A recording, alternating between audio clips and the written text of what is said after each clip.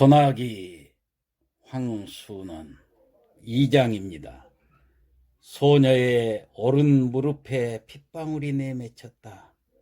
소녀는 저도 모르게 상체에 입술을 가져다 대고 빨기 시작했다. 그러다가 무슨 생각을 했는지 곧 일어나 저쪽으로 달려갔다. 좀 만에 숨이 차 돌아온 소녀는 이걸 바르면 낫는다. 송진을 상처에다 문질러 바르고는 그 다람으로 칡넝쿨 있는 데로 내려가 꽃 많이 달린 몇 줄기를 이빨로 끊어가지고 올라온다. 그리고는 저기 송아지가 있다. 그리 가보자. 누런 송아지였다. 아직 콧뚜레도 꿰지 않았다.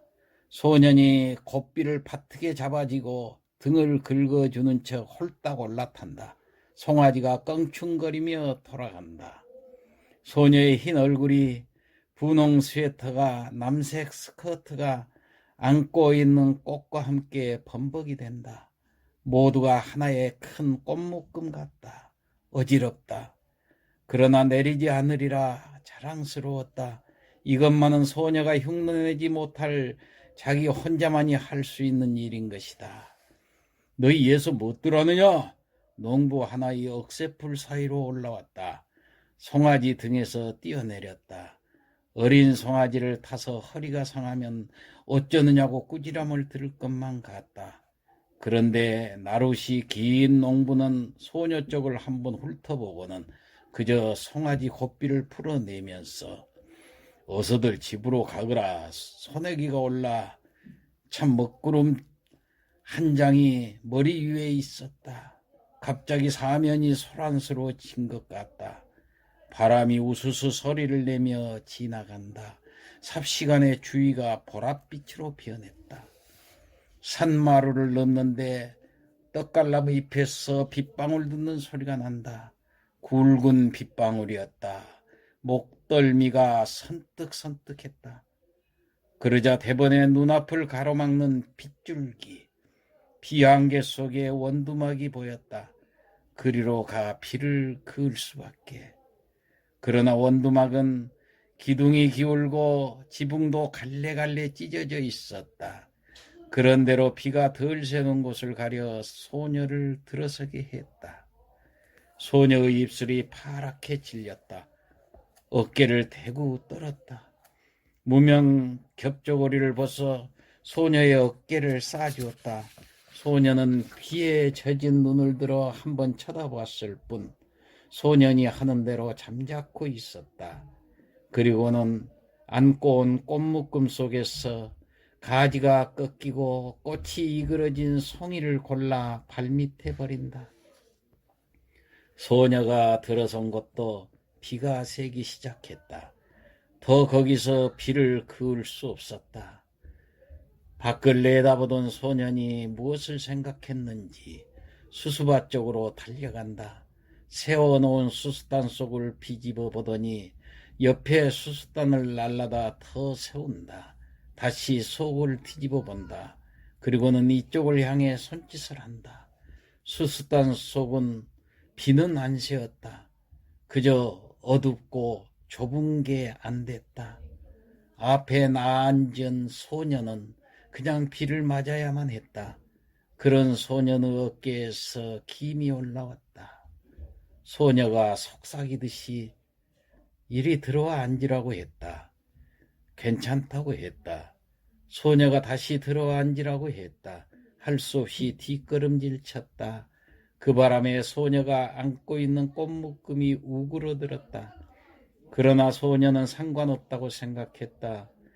비에 몸내음새가 확 코에 끼얹혀졌다. 그러나 고개를 돌리지 않았다. 도리어 소년의 몸기운으로 해서 떨리던 몸이 저기 누그러지는 느낌이었다. 소란하던 수숫잎 소리가 뚝 그쳤다. 밖이 멀게졌다. 수수단 속을 벗어나왔다. 멀지 않는 앞쪽에 햇빛이 눈부시게 내리붙고 있었다. 도랑 있는 곳까지 와보니 엄청나게 물이 불어 있었다. 빛마저 제법 붉은 흙탕물이었다. 뛰어 건널 수가 없었다. 소년이 등을 돌려댔다. 소녀가 순순히 엎이었다. 걷어올린 소년의 잠방이까지 물이 올라왔다. 소년은 어머나 소리를 지르며 소년의 목을 끌어안았다. 겨울가에 다다르기 전에 가을 하늘은 언제 그랬는가 싶게 구름 한 점 없이 쪽빛으로 개어 있었다. 그리고는 소녀의 모양이 배지 않았다. 매일같이 개울가로 달려와 봐도 배이지 않았다. 학교에서 쉬는 시간에 운동장을 살피기로 했다. 남몰래 5학년 여자반을 엿보기도 했다. 그러나 보이지 않았다. 그날도 소녀는 주머니 속 흰 조약돌만 만지작거리며 개울가로 나왔다. 그랬더니 이쪽 개울뚝에 소녀가 앉아있는 게 아닌가. 소녀는 가슴부터 두근거렸다. 그동안 알았다. 어쩐지 소녀의 얼굴이 헬쓱해져 있었다. 그날 소내기 맞은 탓 아니냐? 소녀가 가만히 고개를 끄덕였다. 이제 다 나았냐? 아직도? 그럼 누워있어야지. 하도 갑갑해서 나왔다. 참 그날 재미있었다. 근데 그날 어디서 이런 물이 들었는지 잘 지지 않는다. 소녀가 분홍 스웨터 앞치마를 내려다본다. 거기에 검붉은 진흙물 같은 게 들어있었다. 소녀가 가만히 보조개를 떠올리며 그래 이게 무슨 물 같니? 소녀는 스웨터 앞자락만 바라보고 있었다. 네, 생각해냈다. 그날 도랑을 건너면서 내가 엎인 일이 있지? 그때 네 등뒤에서 옮은 물이다. 소녀는 얼굴이 확 달아오름을 느꼈다. 갈림길에서 소녀는 저 오늘 아침에 우리 집에서 대추를 땄다. 추석에 제사 지내려고. 대추 한 줌을 내어준다. 소녀는 주춤한다. 맛봐라. 우리 고조 할아버지가 심었다는데 아주 달다. 소녀는 두 손으로 오그려 내밀며 참 알도 굵다. 그리고 우리 이번 추석 지내서는 집을 내주게 됐다. 소녀는 소년애가 이사해 오기 전에 벌써 어른들의 이야기를 들어서 윤초시 손자가 서울서 사업에 실패해가지고 고향에 돌아오지 않을 수 없게 됐다는 걸 알고 있었다. 그것이 이번에는 고향집마저 남의 손에 넘기게 된 모양이었다. 왜 그런지 난 이사 가는 게 싫어졌다. 어른들이 하는 일이니 어쩔 수 없지만 전에 없이 소녀의 까만 눈에 쓸쓸한 빛이 떠돌았다. 소녀와 헤어져 돌아오는 길에 소녀는 혼자 속으로 소녀가 이사를 간다는 말을 수없이 되뇌어 보았다. 무엇 그리 안타까울 것도 없었다. 그렇지만 소녀는 지금 자기가 씹고 있는 대추알의 단맛을 모르고 있었다. 이날 밤 소녀는 몰래 덕세 할아버지네 호두밭으로 갔다. 낮에 봐두었던 나무에 올라갔다. 그리고 봐두었던 가지를 향해 작대기를 내리쳤다. 호두송이 떨어지는 소리가 별나게 크게 들렸다. 가슴이 선뜩했다. 그러나 다음 순간 굵은 호두야 많이 떨어져라, 많이 떨어져라. 저도 모르는 힘에 이끌려 마구 작대기를 내리치는 것이었다.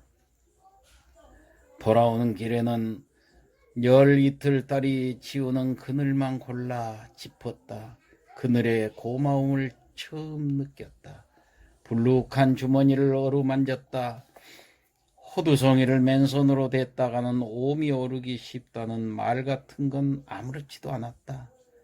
그저 근동에서 제일 가는 이 덕세 할아버지네 호두를 어서 소녀에게 맛보여야 한다는 생각만이 앞섰다. 그러나 아차하는 생각이 들었다.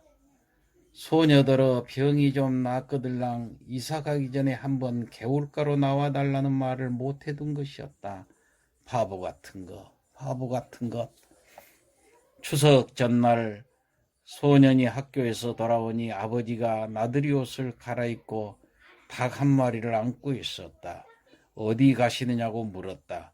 그 말에는 대꾸도 없이 아버지는 안고 있는 닭의 무게를 겨누해 보면서 이만하면 될까? 어머니가 망태기를 내주며 벌써 며칠째 갸알갸알하고 알랄자리를 보는데요. 크진 않아도 살은 쪘을 거예요. 소년이 이번에는 어머니한테 아버지가 어디 가시느냐고 물어보았다. 저 서남골 윤초시 댁에 가신다. 내일이 추석날이라 제상이라도 놓으시라고. 그럼 큰 놈으로 하나 가져가지 저 얼룩 수탉으로. 이 말에 아버지는 허허 웃고 나서 임마 그래도 이게 실속이 있다. 소녀는 공연히 열적어서 책보를 집어던지고는 외양간으로 가 소 잔등을 한번 철썩 갈겼다. 쇠팔이라도 잡는 척 개울물은 날로 여물어 갔다. 소녀는 갈림길에서 아래쪽으로 가보았다. 갈반머리에서 바라보는 서남골 마을은 쪽빛 하늘 아래 한결 가까워 보였다. 어른들의 말이 내일 소년애가 양평읍으로 이사간다는 것이었다. 거기 가서는 조그마한 가게방을 보게 되리라는 것이었다. 소년은 저도 모르게 주머니 속 호두알을 만지작거리며 한 손으로는 수없이 갈꽃을 휘어 꺾고 있었다. 그날 밤 소년은 자리에 누워서도 같은 생각뿐이었다. 내일 소년애가 이사가는 걸 가보나 어쩌나, 가면 소녀를 보게 될까 어떨까, 그러다가 까무룩 잠이 들었는가 했는데 참 세상 일도 마을 갔던 아버지가 언제 돌아왔는지 윤처시댁도 말이 아니오. 그 많던 전답을 다 팔아버리고 대대로 살아오던 집마저 남의 손에 넘기더니 또 악상까지 당하는 것 보면은 남포불 밑에서 바느질감을 안고 있던 어머니가 증손자라고는 기집애 그애 하나뿐이었지요.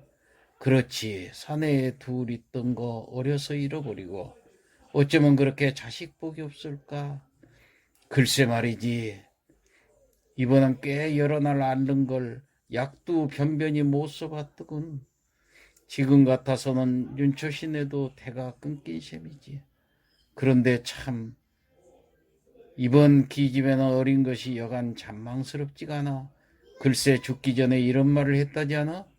자기가 죽거든 자기 입던 옷을 꼭 그대로 입혀서 묻어달라고.